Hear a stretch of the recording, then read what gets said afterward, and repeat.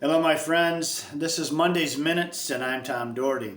Today, I'd like to break down a little further the concept of spiritual aliveness. People, when they talk about that, feel like, well, that's a little nebulous. How do I number, is it getting better or not getting better? How do I rate that? And, when we talk about evangelism, we have specific things that we can look at and see if things are happening, if people are coming and connecting. But with spiritual aliveness, it's like, how do I know that's getting better or it's good or bad in my church?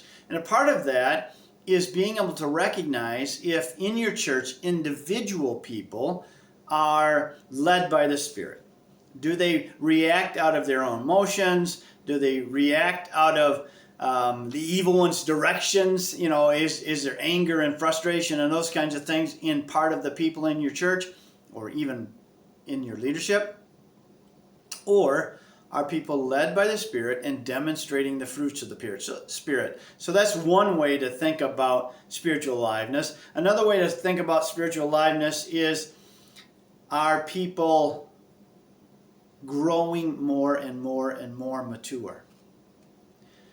Are they developing? Can you see a progression in their spiritual life so that they're demonstrating more and more of the nature and character of Jesus Christ?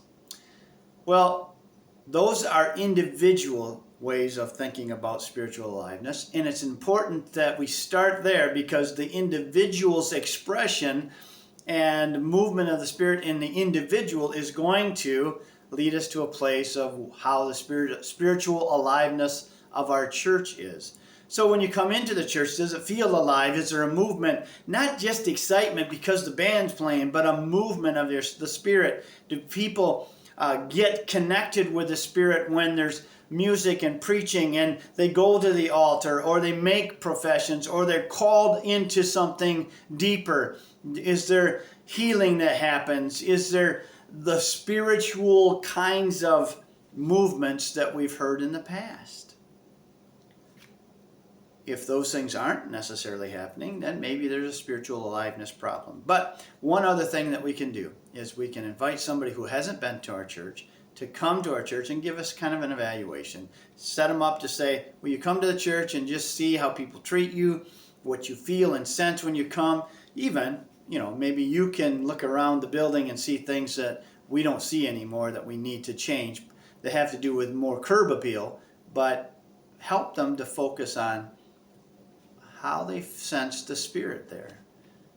So this is part of how we can become more and more effective as a church. We have to have the Spirit moving in us and alive if we are going to do any of the other things that we've taught you in the past. And so this is Monday's Minutes. I'm Tom Doherty. Evaluate your spiritual aliveness as individuals and as a church and be more impactful for the Christian mission, the mission that Christ has given us.